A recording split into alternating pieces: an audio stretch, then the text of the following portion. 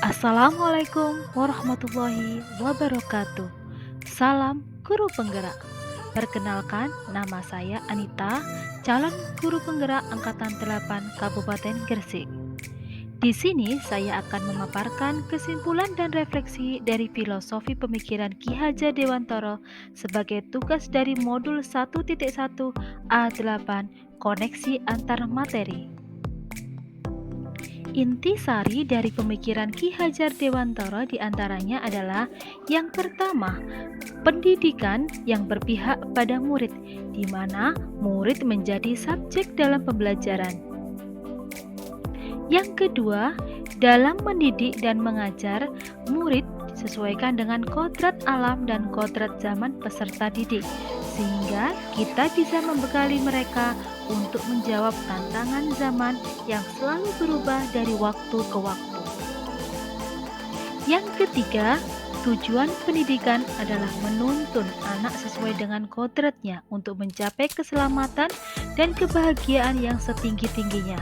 Sekali lagi, bahwa tujuan pendidikan adalah menuntun, bukan menuntut. Seperti halnya filosofi Ki Hajar Dewantara bahwa pendidik diibaratkan layaknya seorang petani. Ia hanya dapat menuntun tubuhnya padi, namun ia tidak bisa menuntut padi untuk tumbuh menjadi jagung. Berikut hasil refleksi diri saya setelah mempelajari modul 1.1 ini. Untuk pertanyaan yang pertama, yaitu apa yang Anda percaya tentang murid dan pembelajaran di kelas sebelum Anda mempelajari modul 1.1 ini? Sebelum saya mempelajari modul 1.1 ini, saya masih mendominasi kegiatan di kelas atau guru pemegang peran utama dalam proses pembelajaran di kelas. Pembelajaran hanya diukur dari banyaknya murid yang tuntas belajar saja, tanpa memperhatikan kebermaknaan dari pembelajaran yang saya berikan kepada murid. Selain itu, saya juga kurang peka terhadap karakteristik murid. Saya tidak menyadari bahwa setiap murid memiliki kelemahan dan kelebihan masing-masing, dan saya kadang masih memaksa anak untuk ahli di mata pelajaran yang saya ampu. Untuk pertanyaan yang kedua, apa yang merubah dari pemikiran atau perilaku Anda setelah mempelajari modul ini?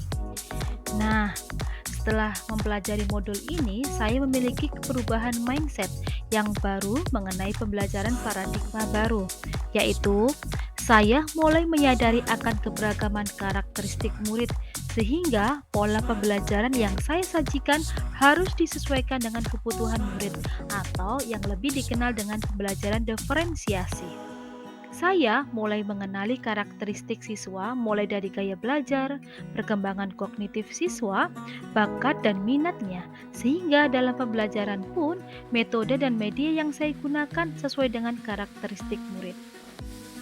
Yang kedua, saya mencoba menuntun murid mengenali potensi yang ada pada dirinya, sehingga bakat dan minat murid dapat berkembang sesuai dengan kodratnya. Yang ketiga, pembelajaran akan saya pusatkan kepada peserta didik. Di sini, guru bukan lagi aktor utama di kelas yang 100% mendominasi kegiatan di kelas. Namun, guru hanya menuntun murid untuk belajar aktif, kreatif, dan bisa berkolaborasi dengan rekan yang lainnya.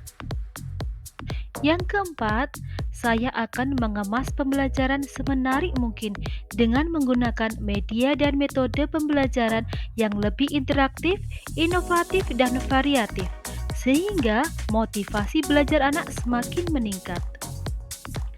Pertanyaan yang ketiga, apa yang dapat segera Anda terapkan lebih baik agar kelas Anda mencerminkan pemikiran Ki Hajar Dewantara?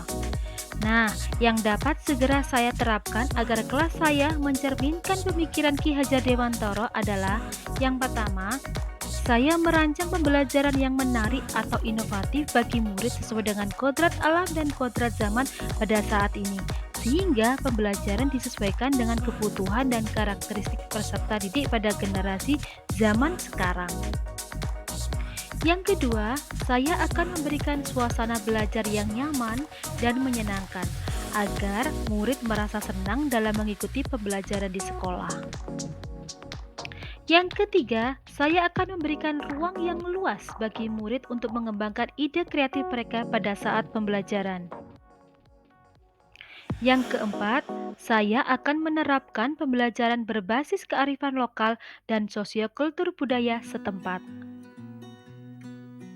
Yang kelima, saya akan mengembangkan pendidikan karakter siswa melalui pembiasaan positif di sekolah. Misalnya, penerapan 3S, salam, salim, dan sapa.